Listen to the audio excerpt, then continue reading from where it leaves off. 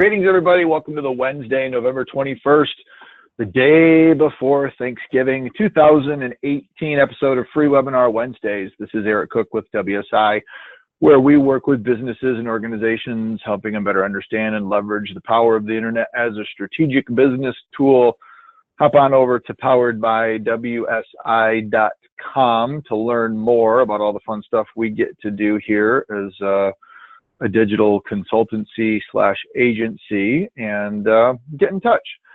Today's show is being recorded, as all Free Webinar Wednesdays shows are, and if you've got a comment, question, or a thought that you would like to share and you are visiting live, please feel free to use the chat function that probably is sitting somewhere to the right-hand side of your computer screen in the chat window area there, and let me know. Today, got a couple of things. I know here in the States, and we have an international audience here at Free Webinar Wednesdays, so there may be some folks who are not going to be celebrating Thanksgiving like we are here in the U.S. A majority of my Canadian friends that I've been able to speak with over the last couple of days have been very gracious in wishing me a happy Thanksgiving for tomorrow, as I did for them several weeks ago when they celebrated their Thanksgiving. Although I have heard a couple of my Canadian friends are going to do a little double dipping, and they're going to enjoy a nice turkey dinner tomorrow anyway. So enjoy maybe your second Thanksgiving. Who knows? Depends on where you're at. No judgment here. We're going to talk about some more tools. During our show last week, I shared with you some tools that we're using here within our business that are beneficial and create efficiency, and a majority of them are free to use or have a freemium version where you can use them on a limited basis, and to be able to use those and just try them out and see what you think. And then if you like them, you can go ahead and maybe pay for the subscription and actually, take advantage and unlock all of the benefits that they have to offer. So we're going to spend some time. I've been using a couple of clipping tools as I browse around the internet and taking a look at various places that are aggregating news for me and saving those in a special area, labeling those specifically in my Gmail. So I've got a good steady stream of content that gives me some inspiration of things to talk about. So we're going to walk through an article that recently came across my screen from Inc. magazine and go through 8 of those tools. And then I've got one other ginormous infographic that I'll share at the end that's got, and as if 8 brand new tools aren't enough. I've added a few to the 8, so there's a little more than 8 from the Inc. article, but another infographic that basically presents 100 marketing and digital tools that you should put on your radar screen to give them a shot. So I'll load you up. So when you're going into the holiday break and you're planning on taking a little time off, this is going to give you some good things. And if you're like me, maybe you are, maybe you're not. Maybe you prefer not to deal with computer stuff during your downtime. But I always like to hop on, try new things out, learn about new stuff. It's always kind of fun. Kind of drives folks here in the office a little nuts, because just when we get settled into a specific tool, I'll find one that might have a new feature or different functionality, and I'll say, hey guys, what do you think about this? And they'll all just kind of roll their eyes and go, really? We were just getting used to the other one. So sometimes that works, sometimes it doesn't, but it's always good to take a look around. Things change pretty quickly. Before we officially jump into that, though, for any of you that are joining from the wonderful world of banking, I just wanted to make sure to remind everybody of a webinar that I've got coming up in December with Sam Kilmer from Cornerstone Advisors, the creators of the Gonzo Banker blog, and just all around excellent firm, great strategic insights, really plugged in. So Sam and I go way back. We've known each other for quite some time, and we're going to chat about bank technology, fintech, And I think, as I said during last week's show, even if you're not a banker, chances are you have a bank account, and chances are your bank or your credit union is interested in implementing technologies that makes it easier for you to manage your money, control where your finances are going, plan for the future. And so this blending of banking technology and fintech, outside of the box, basically, technology is starting to trickle down, and consumers are starting to see where the lines are being blurred and convenience is being created. And from a community bank's perspective, sometimes it's a little bit of a challenge to make sure that you're on top of where everything is going and what players are there and what services you should be thinking about using in order to serve your customers, or if you're a credit union, your members. So Sam and I are going to spend some time just chatting about where banking technology is headed and the influence of fintech, and he's been doing a lot of research in the space. So I'm pretty excited. So you can go to poweredbywsi.com, and if you just put in BES for Banker Education Series, that'll just automatically redirect you to our Banker Education Series page. And if you scroll down, you'll find this big green button to register for the webinar, and you can reserve your spot. I look forward to seeing you in December if you are able to make the show. While you're on this page, if there are other things that might spark your interest, we've talked about content, we've talked about cybersecurity, we've talked all sorts about different things. There's a variety of pretty great, I must say, interviews with some really, really smart people, way smarter than me. So spend some time, browse around, see what you think, and if you're interested, you can hit up that email reminder and get on the list, and we'll make sure as future shows come along, we get you an invite. So on with the show, as they say in Hollywood. Not that I've ever really been in Hollywood, but I suspect that's probably what they say. So here's the article that I referenced from Inc. Magazine, and I find a lot of great information from Inc. Magazine. I've got one of the examples that I do in LinkedIn training where I found an article on Link that talked about the 5 things successful people do every Sunday. And so I was reading articles on a Sunday, came across that article, posted it out to LinkedIn. Funny part was number 4 said successful people disconnect from technology on a Sunday. So it was kind of ironic that here I was bragging about all the things that you should be doing on a Sunday, and one of those was disconnecting from technology, and I was using technology to share the article. But it had some really good notes, and I use that as an example of a way to share an article out to LinkedIn and how to generate interest. So Bookmark Inc., they've got some really good stuff, but this is a great little article that talks about 8 items, and I've got each one of these actually pulled up in their own individual tabs as well, so we can kind of check those out and see kind of what shows up. Let me just scoot this one over here a little bit. I see that one's out of order. Hold on one moment. So I'd like to walk through the article first, just to give you a brief overview of kind of what they're talking about, and then we'll pop over to some of them. I'll be able to test a few live. I'll be able to just give you a little overview for a couple of them. And then assuming that we'll have some time, I'll go ahead and I'll show you that big 100 tools infographic. You can go ahead and snag a copy of that, and then, you know, play around. So first one is this headlines analyzer.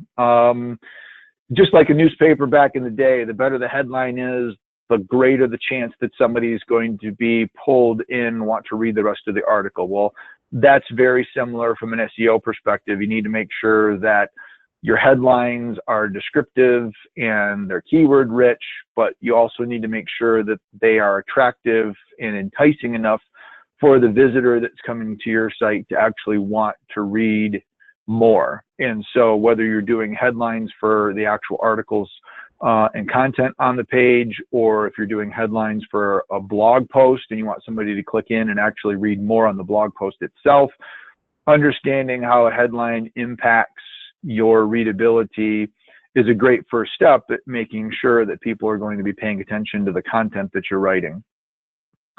Next one is your influencer research. There's a tool out there from SparkToro, which I've used a couple of times, that looks at your fake follower count within Twitter. And unfortunately, that's just one of the, I guess, things that happen. There's a lot of fake accounts that get created on Twitter to data mine things and to influence numbers and all sorts of other reasons that, to be honest with you, I'm not exactly sure why fake followers even exist, because I don't really understand why they're even benefiting things. But you can take a look at this, and this will give you a way to analyze the followers that are on your account to determine whether or not those need to be just disconnected or reported. The next one is a way to write better. I talked about Grammarly on, I think, last week's show. And while that's a really great program that I've used for many, many years, I found that it was actually causing some problems with performance on my computer. So I disabled it and uninstalled it. I have not switched over to Hemingway, but this is another platform that is very similar to the Grammarly system. So if you're looking to become a better writer and get some suggestions, different ways to break up long sentences, which sometimes I tend to do. I like to tie things together with commas and parentheses, and that may not necessarily be the best way to really communicate in writing. Hemingway might be a cool little tool. We'll share that. Facebook sharing debugger. This is a cool little tool. If you've got content on your website that you are wanting to share out to Facebook. It used to be back in the day, and I'm doing air quotes with my fingers that you unfortunately can't see, but it used to be back in the day when you posted stuff to Facebook, it gave you more options with regards to associating a particular picture, controlling a little bit around the imagery that goes along with the link to post that you're sending, and that functionality is more and more difficult, if not sometimes even not even possible to do. And so one of the things that they suggest is using this sharing debugger that gives you the ability to go out and actually pull in a pre-post of something that will give you a preview of what image is going to be pulled in, how it's going to look. And if you share it through this debugger process, it's going to make sure that when you actually share the item out to Facebook, it's going to format and look the way that you want. So that's kind of a cool feature. Next, we get into a little bit of video stuff. So there's a couple out there that I'm familiar with. Wista is one. They've got a dedicated platform for video hosting, but they've got a little Chrome plugin called Soapbox. There's also a tool that we've started using here from a company called Vidyard called Go Video, and you can see I actually have that installed in my browser. Got this little alien dude up here, and so I can click on that, and that activates my webcam, it shares my screen, and it gives me to do some video stuff. These are interesting little tools that you can use that allow you to create short little videos. You can attach them or include them or embed them as part of an email that goes out to some a recipient. So if you're sending along a proposal, or you wanted to share some information, or you wanted to do a quick little walkthrough, you can go through and actually create these little videos. Your camera comes on, it gives people the ability to see you. And so a lot of people are starting to use these as the sales process. So when they send their proposal along, they'll be able to then provide a little bit of an intro that can say, hey, Gary, here's some information that we had talked about. I've got the proposal ready for you. You'll find on page number 3 where we go over pricing, or these are the different services that we had discussed. And if you can't be there in person to deliver the message, and you want something that's a little bit more personable than just a regular email, these little Chrome plugins with video capability are becoming quite popular. Next, we go into the automation process. They mentioned Zapier, which I think is a great tool. I'm going to share with you 2 others. One is called PieSync, which we're actually using here at WSI to synchronize data between our Google contacts and our marketing automation platform called SharpSpring. And then I've talked a number of times about another automation platform called If This Then That. So Zapier, PieSync, and IFTTT There's marketing dictionary, talk the talk, make sure that you understand what everybody's saying. And, you know, I think that's just kind of somebody says something, maybe if you are in the marketing space, this could be an area that you just want to make sure that if words and phrases that you use show up here, might be a good idea to slow down a little bit and make sure that when you say things to other people that aren't fully immersed in the marketing world, that you take a step back and clarify that.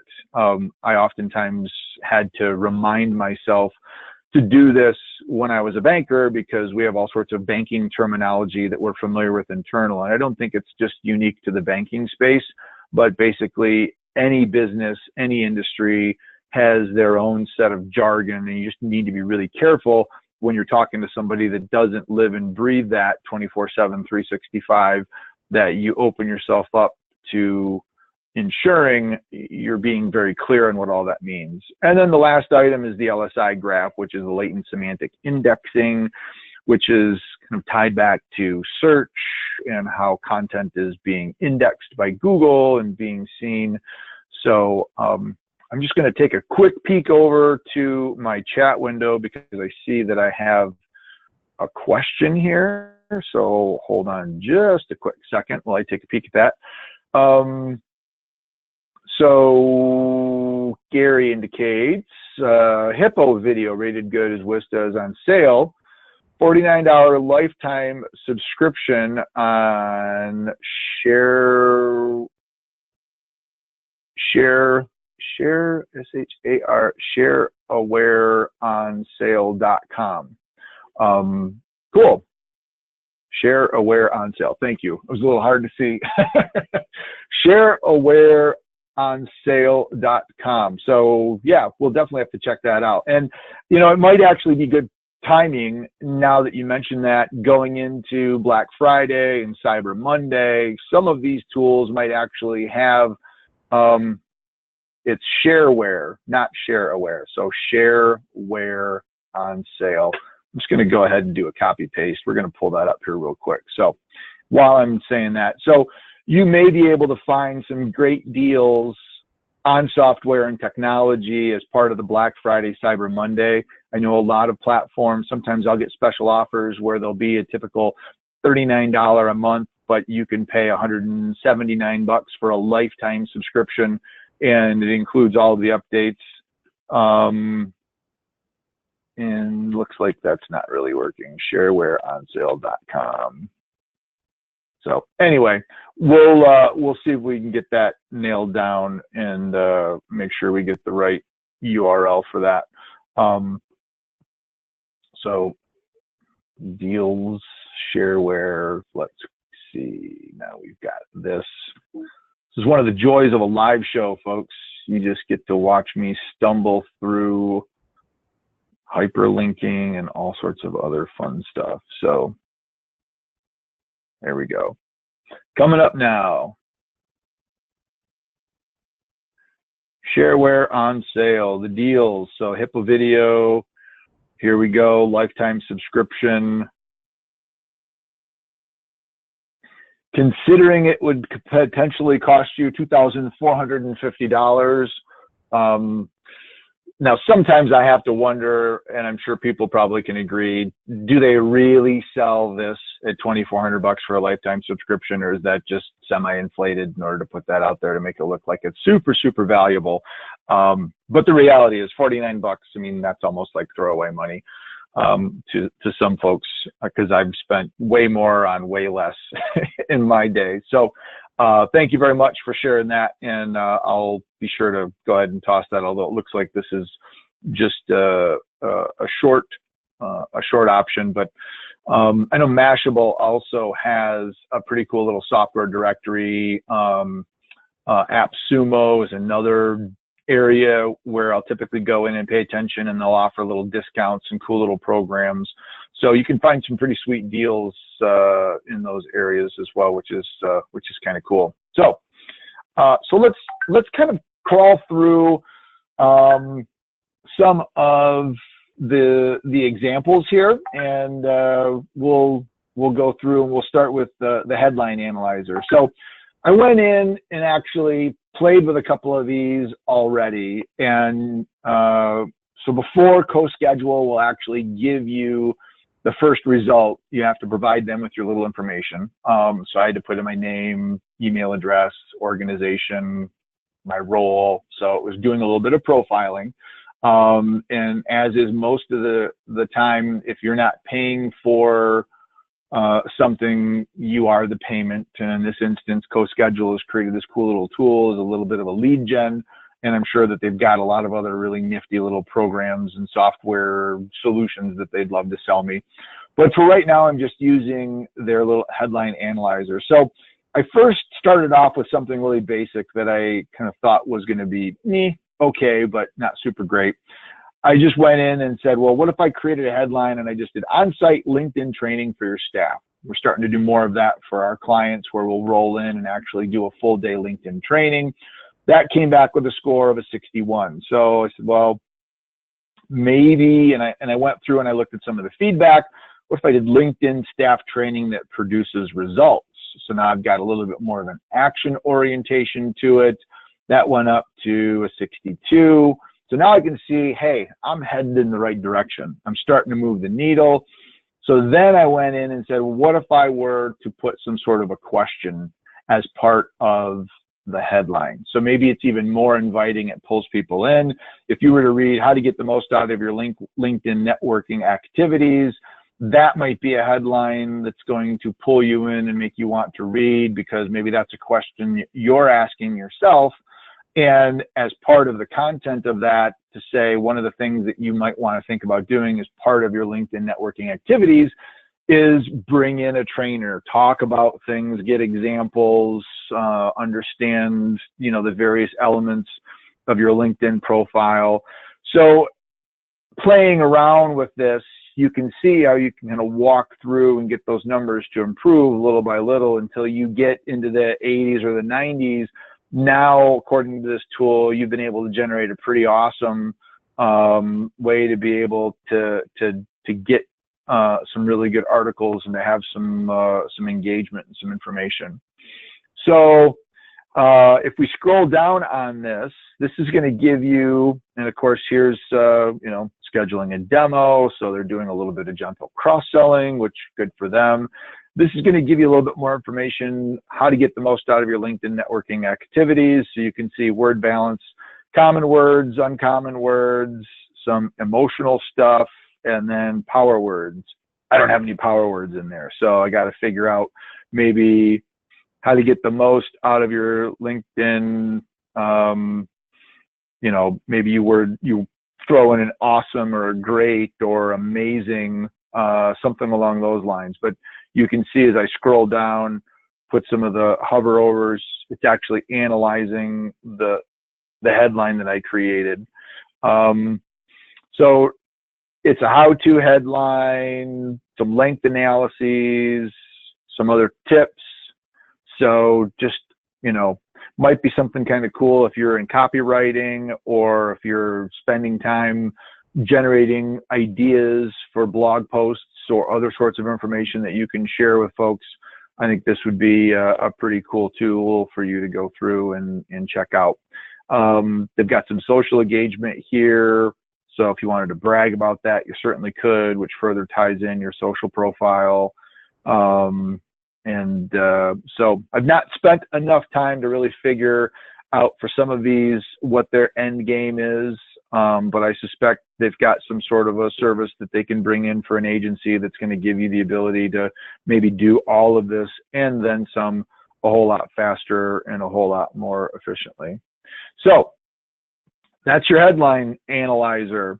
We pop over to fake followers audit. Let's see what we've got for some fake followers over at Eric Cook.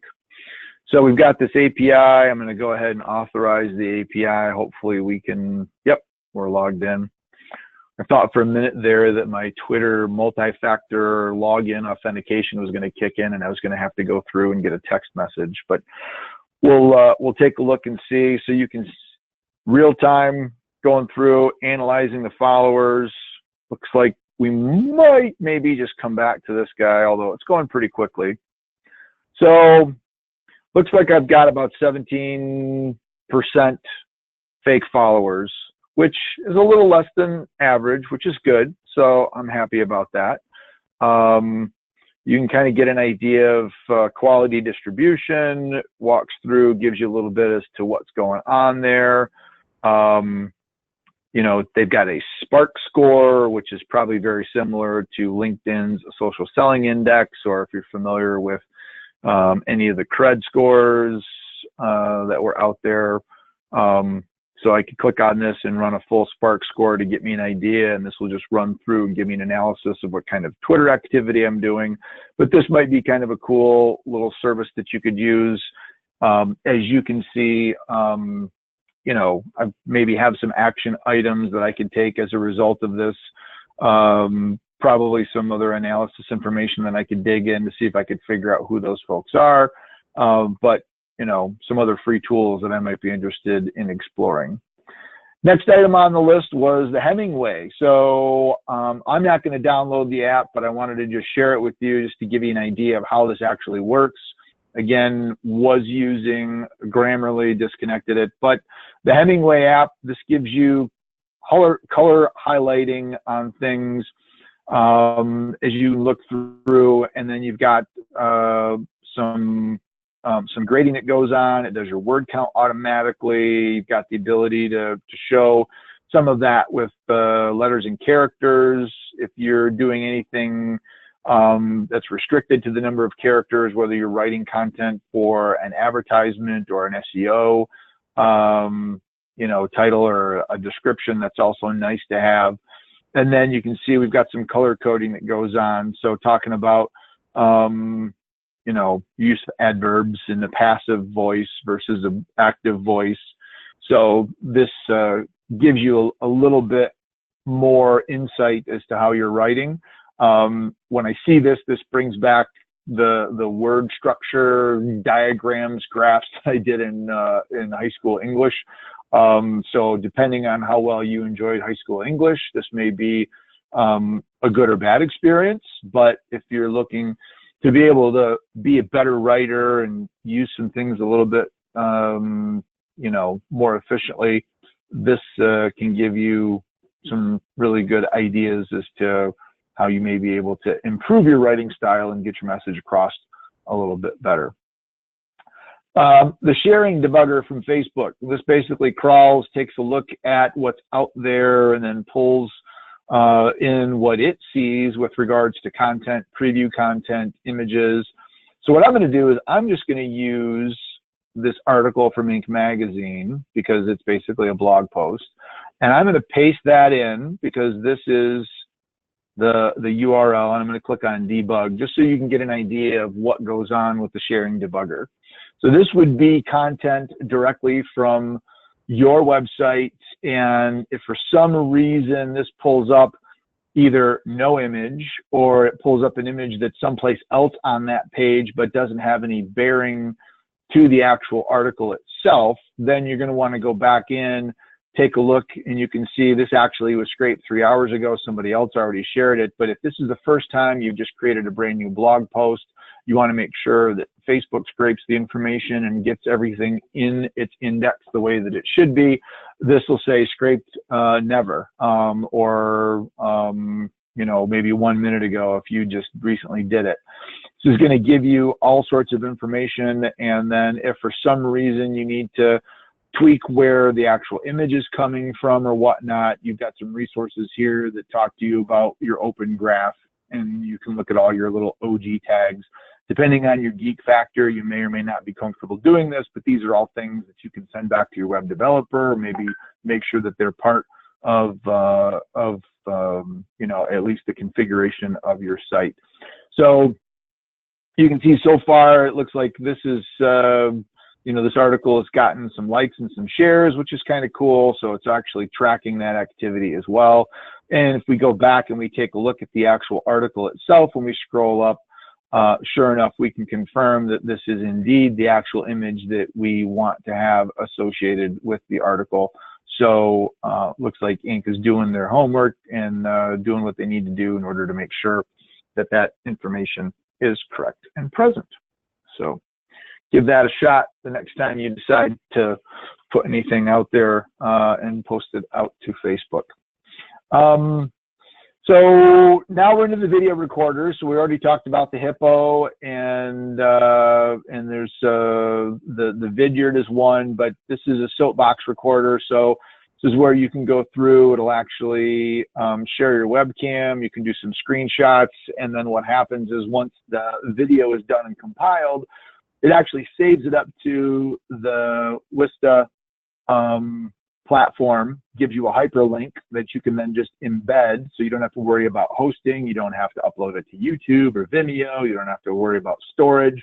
You can still download the video and load it yourself if you want to, but the platform is basically doing all the hosting for you.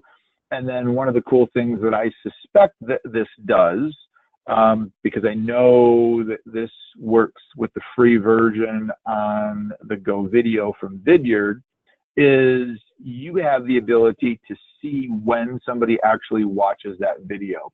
So again, I'm going to pick on Gary because I've already mentioned him once before, and he's sharing a lot of great comments and links. So if I did one of these little web videos and I was sending Gary an email and I wanted to put that video in, I could also get notified through the Go Video or the Soapbox when that video was actually watched, and if it was shared, who else watched it. So if I'm a salesperson and I'm looking for the right time to do a follow-up call, and I see that who I've sent that video to just got watched, I might want to maybe give myself 5 or 10 minutes, let the video go through, let them read some other stuff that I've sent them, and then I can strategically place a call and say, hey, Gary, it's Eric, WSI. Just wanted to check in, make sure you got my email if you had any questions. When in reality, I know that he's watched the video because the link is tracked and that communicates back to me. Now, if you're doing this with somebody that's also in the industry, you may get a response that says, so you probably saw me watch the video, and then, you can say, yeah. But most of the time, the person on the other end may not necessarily have an inkling that that's going on, and so it can give you a great way to, hey, perfect timing. I was just looking at your video. In the back of your mind, you're thinking, yeah, I know because I just got the report. But you may want to necessarily keep that to yourself because reveal that might make it look a little bit like you're stalking, maybe a little too creepy, which sometimes can happen because the internet knows a lot about people these days. So Soapbox is one, again, the Go Video, and then we've got the Hippo as well. That all certainly video communication in 2019 is really, really going to be ripe for, I don't want to say disruption, but additional utilization, and you're going to see more and more of these self-publishing, make it easy, eliminate the barriers of having to feel like you've got to be a video producer to be able to send video messages out. I can tell you just within the WSI organization, we're actually developing a subcommittee for 2019 to specifically address and talk about how we as consultants in the digital marketing space can leverage video better to tell our story, whether it's long form video, live video, or a combination of that. So video, big deal. Put it on your list for next year because I think it's going to make a pretty significant impact. Next on the list from Inc. were some efficiency and some sharing sites that kind of integrate and do some stuff more on an automation perspective. So the three that I'm going to talk about, Zapier is one, PieSync is the other, and then If This Then That. I probably won't spend as much time on If This Then That, only because I've got lots of other videos within the free Webinar Wednesday world where I've talked about IFTTT. But that's a great tool. I use that pretty much on a daily basis. I don't use it, but the tool runs on a daily basis. So it's a pretty powerful tool. So if you take a look, what these platforms are doing is they're basically identifying the different platforms or tools or services that are out there and building middleware that connects them with one another. So for example, if you wanted to make sure that anytime somebody posted something to Twitter, it also got archived into a Google Sheet, or when you email a particular person, you also create a copy of that email in your Evernote account, or you save it to OneDrive, or you create a task in Trello or Asana. These are all different workflow ideas that you can go with. So I talked about Asana last week as a project management platform. So let's just click on Asana and see what's going on and what some of the zaps, is what they call them in Zapier, are available. So for example, if I use Evernote, which I do, maybe I could go in to Evernote, and if I create a task in Evernote, because that's where I'm taking notes, I have the ability to also connect my Evernote account and my Asana, so that when I give it a particular tag or however this Zap is configured, maybe Evernote is where I'm doing all of my ideation and my content capture and I'm putting information in, but I want to make sure that it shows up in Asana, because maybe I can task that out to somebody else on the team, rather than having to do all the ideation in Evernote and then take that and get out and remember to go into Asana and create the task. I can just set this up once, and then whenever I do whatever I need to do in Evernote and I tag it appropriately, it instantly goes over. So if there are services that you use on a regular basis, I would suggest spending some time and just browsing through. HubSpot, for example, marketing automation inbound platform. Let's say I wanted to make sure that anytime I added somebody new to my Google contacts, that they also ended up as a lead over in my HubSpot system. I can go ahead and I can turn this Zap on. I can make it set so that anybody that's a contact gets put over. I can create a special category within my contacts, so only people that have got the label HubSpot leads or HubSpot connections get pushed over. So you can see there's a lot of different ways you can leverage HubSpot. But as you browse through and you can take a look at all of these different options, there's a tremendous amount of interactivity and automation that you can build. So one of the things that I oftentimes like to say, and I joke about, sometimes I'll say, you know, at the heart of it, I'm really kind of a lazy guy, and not necessarily lazy that I don't like to work, because I do, but lazy in the sense that if I can find technology that does the busy work for me, I'm going to do that day in and day out. And if we say that that's lazy, then okay, it's lazy. But I like to find it when technology can be set up to do the work for us. And so a lot of these apps, whether it's Zapier or PieSync, give you the ability to do that. Now, you see some of these have got premium next to them. So premium means that rather than the free version, you're going to have to actually pay to be a subscriber. And if you're using the free version, the Zaps are going to be limited to a certain number of times that they can run on a daily basis. So if you use the free version for Google Contacts, you may only have certain, so let's just click on that and let's see what it does for us. But if you're using the free version, it's likely only going to give you X number of contact synchronizations per month. And if you're actively adding people to your address book and you exceed that amount, then it's going to stop. And so when it stops, you'll either have to wait until it comes on again next month or look at upgrading. So just make sure that you're paying attention to when that's going to happen. We did have some Zapier integration that we were working on before we switched over to PieSync, and it actually reached its limit and it stopped working, and I didn't realize that was the case. So there were some things that were slipping through the cracks on us.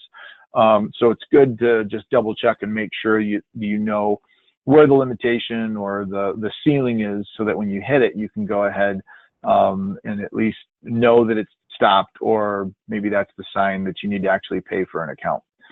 PieSync, very similar. We've actually found that the PieSync pricing model is a little bit better than Zapier, because Zapier had some areas where you kind of had some variable amounts based off of activity, whereas PieSync seems to be a little bit more generous in its activity. The other thing that we noticed with regards to PieSync was, particularly as it relates to our SharpSpring integration with Google Contacts, is it was a two-way synchronization. So if somebody visited our website and entered their information into a contact form, that information went into our SharpSpring system, but it did not end up in my Google Contacts because it was a one-way synchronization under Zapier. This PieSync system has two-way, so if somebody puts their information directly on our site that goes into SharpSpring, I'll eventually get that synchronized back to my Google Contacts. So you can check this one out as well. You'll find almost 150 apps available. A lot of them are going to be pretty similar, so you can take both for a test drive and see which one works better. But there's some pretty cool stuff here that either within Zapier or within PieSync you can go through, and makes it a whole lot easier to do that. So, like I said, I'm going to skip over if this then that, but this is an area that I would strongly suggest you check out. They basically create if something happens, then do something else, and they integrate with the smart home and GPS and all sorts of other cool things. So this is another fun little area. All right, moving on. Here's the marketing dictionary. Again, this is also from CoSchedule, the folks that do the headline, and this gives you basically the ultimate definition. So spend some time, browse through here. So a lot of times I'll toss out CRM or CMS or something along those lines. Somebody will look at me and go, what are you talking about? And then, well, it's customer relationship management tool that allows you. So these might give you some ideas on better ways that you can actually explain all the jargon that we're dealing with on a day in and day out basis. The last item that was in the Inc. magazine article was LSI, the Latent Semantic Index. So, of course, a lot of these sites now are providing the little on-exit popovers just to make sure. So I'm just going to click off of that. But let's say we wanted to go in and do some search for LinkedIn training. So we can go in and just do LinkedIn training. I'm going to say I'm not a robot because I'm not. So we can make sure we take care of that Google CAPTCHA so that it knows that it's not just some spammy robot going through and doing stuff. And when the little check mark shows back up, we'll go ahead and we'll click on the generate link and see what happens there. Seems like the LSI site is taking its own sweet time. So while I'm waiting for the I am not a robot check mark to show up, I'm going to pop over and just take a look at the chats as well. 350,000 subscribers. Holy smokes, that's huge. So using Soapbox, Hippo, Vidyard, it's VIDYARD, their Go Video plugin. Actually, WSI, we're in the process of having some chats with the folks at Vidyard, and that looks like they're going to be added as one of our partner companies very shortly. And I believe Vidyard just inked a deal with the folks at HubSpot as well. So so stay tuned on that. We may be able to provide some cool services there. And then synchronizing Google Contacts with Google Sheets, and then taking that information and merging it with Outlook, or putting that information out to an Excel file and doing a mail merge. Yes, those are certainly doable efforts as well. They require a little bit more elbow grease because you're doing some stuff manually, but you may be able to find that that process can be automated through a Zapier or a PieSync, and save yourself a little bit of time in the process. So I got my little checkbox. I've convinced the Googles that I'm not a robot by clicking on that. I'm still not exactly sure how Google knows I'm not a robot because I clicked on it. But let's go ahead and take a look and see what the LSI graph generates for us for LinkedIn training. And so They're doing their search through the database. So what I might do, because I'm not exactly sure how long that's going to take, and I see that I got 15 minutes left before we call this show done and send everybody, oh, there we go, on to their Thanksgiving. So when we take a look at LinkedIn training, and it looks like through the 3 version, maybe you probably get 3 searches a day and then it taps out. So that's probably their goal, is get you excited about it and then sign up and subscribe to the service. But here you can see we've got LinkedIn training as the root search, and then a bunch of different options. So you can do free LinkedIn training. You've got a LinkedIn learning app. Is LinkedIn learning worth it? You could talk about being able to offer a training certificate. And each one of these keywords you could then take back to the actual headline generator, and you could write some headlines around it. And then the headline will be the inspiration for you to be able to write the content. And then before you know it, you've got a pretty powerful 1, 2, 3 punch, if you will, of being able to figure out which keywords you might want to think about, how the headlines are going to be developed, and what sort of content that you're going to write around it. So, so LSI graph, check that out, might be kind of cool. The last thing that I want to share with you, and then we'll wrap, is over at the Srello, C-R-E-L-L-O, over at the Srello blog. They have, and I know it's kind of funny that a digital marketer who does this for a living is doing a webinar showing you how you can do this yourself.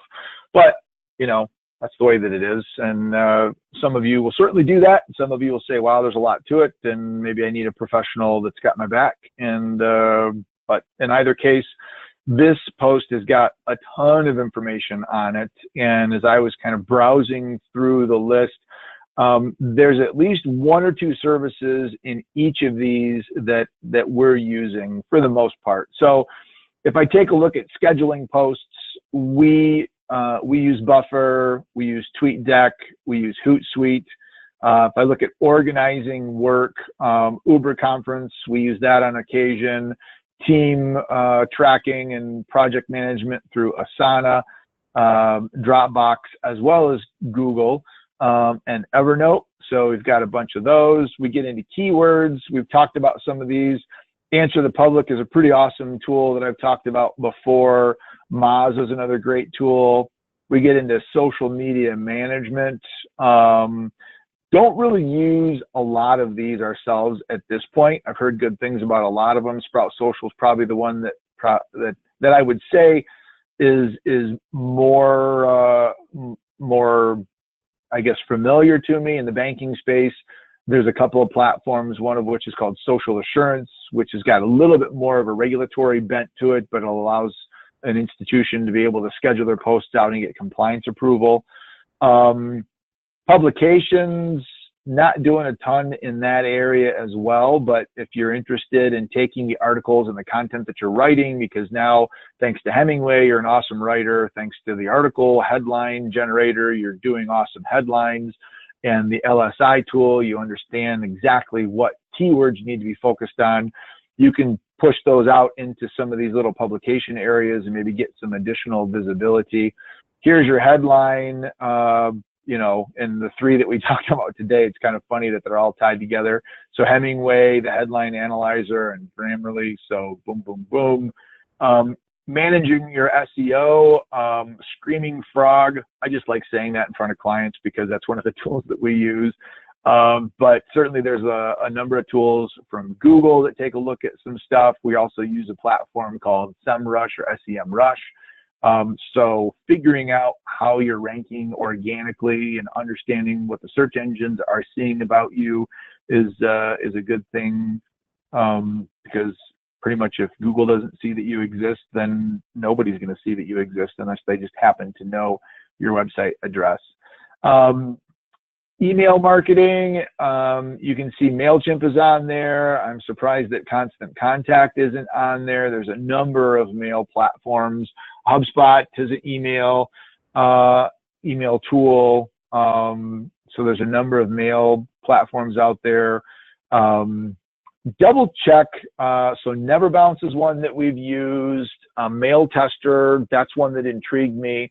But the quality and the deliverability of your email, especially if you're going outside of just a regular one-on-one email and you're using a third-party service, is becoming a pretty important thing, because mail servers are becoming more and more careful about the messages that they're letting through. And you want to be really certain that your domain, your mail system doesn't get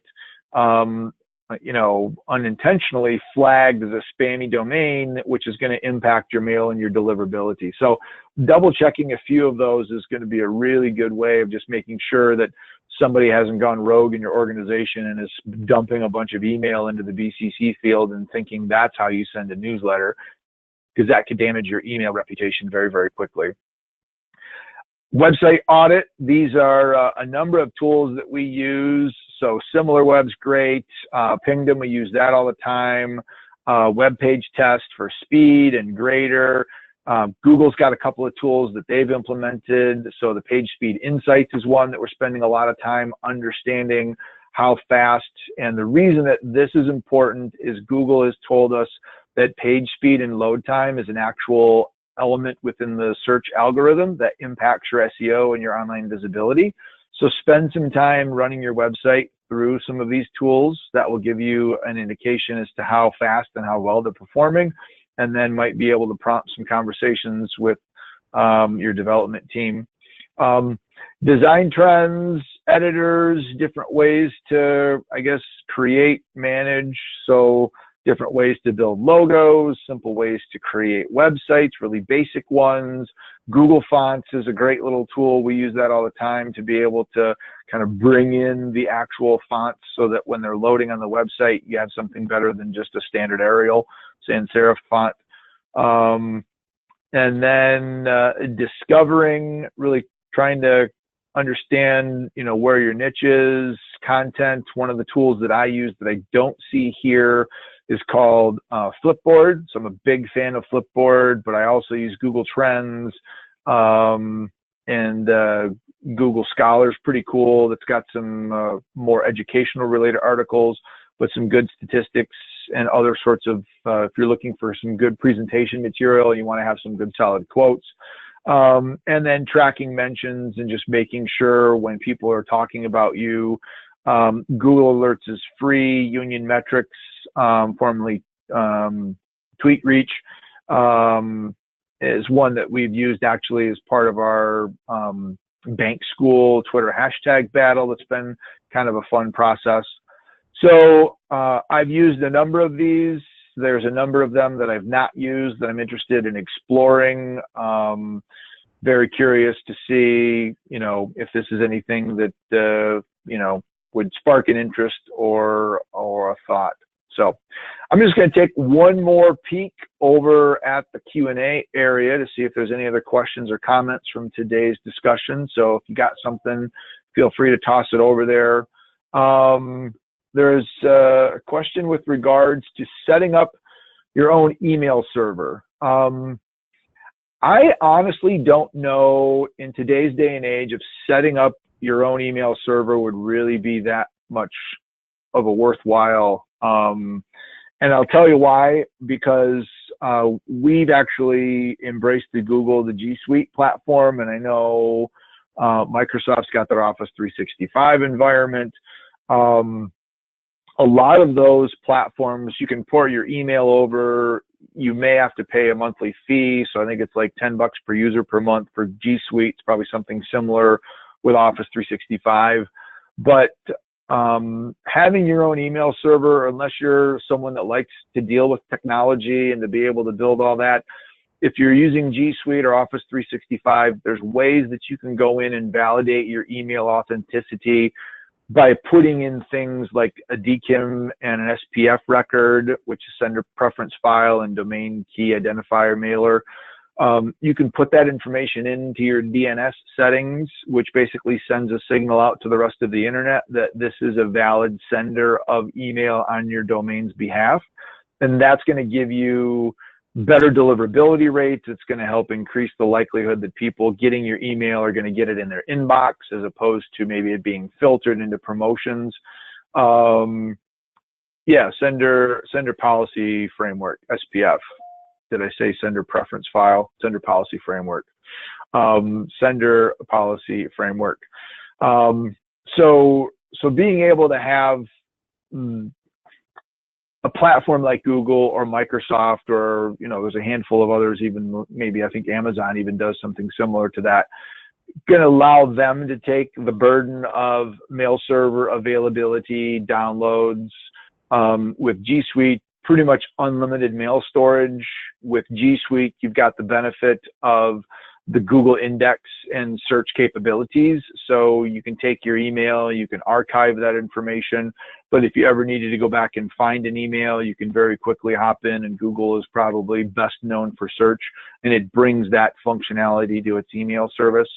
So google.com/A will take you directly to the business area within G Suite, google.com/A. And if I do /A, it's going to want me to spell out analytics, and I don't want to do that right now. So, and the A used to stand for Google Apps, is what it was called back in the day. Now it's G Suite. But that'll take you directly to the G Suite, and something definitely to take a look at, moving everything over. We made the switch to G Suite shortly after I left the bank, much to my dismay, because I was very much an Outlook guy back in the day. And I'm glad that we did, because everything within the business now can basically be run from the cloud. And we've got the business class G Suite account. We're using the new Team Drive, which has got greater encryption capabilities that come along with it. And then we also have got a business class Dropbox storage area as well that we're using. So a vast majority, if not all, of our data is securely stored up in the cloud for disaster recovery and redundancy purposes. So it looks like any questions that were asked have been addressed. Certainly appreciate everybody joining us today on this pre-Thanksgiving show. Normally we wouldn't have a show pre-Thanksgiving, but I decided, what the heck, let's go ahead and do it. And glad that we did. So hopefully you've been able to get a handful of great ideas and some other suggestions for some tools. Really, at the end of the day, you want to sit down and think about, what are the things that are taking you the most time? What are things that are causing you the most angst or frustration in your job? And what tasks are associated with that, before you jump into an infographic that has 100 little pieces of shiny objects that you could chase. Because having a clear understanding of what your business challenge is going to be very important, so that you can go in and find the right tool and make that selection and testing process as efficient as you can possibly be. So if you need help brainstorming or kind of bantering back and forth about any of that stuff, don't hesitate to hit me up and drop me an email at eric@poweredbywsi, or stop by our website and get in touch and let me know. I'd love to chat with you. So with that, again, those of you that are in the good old US of A, have an awesome Thanksgiving. Wear your stretchy pants and eat lots and enjoy time with friends and family. We are going to take a couple of weeks off. I'm actually going to be off-site the week after Thanksgiving in Illinois, doing some work for the community bankers of Illinois. And then going to be popping over the pond and visiting some friends in Europe, and making our first trip to the Czech Republic that first week of December. So we probably won't have a show, although I might surprise you. You never know. I might decide to fire up a free webinar Wednesdays from the train on the way to Prague or something like that, just because I could. So anyway, hope you learned good stuff. Appreciate all the feedback, and we'll see you in December for sure. Until then, pop on over to freewebinarwednesdays.com for the recording of this and past shows, and we'll see you next time. Thanks, everybody. Bye-bye.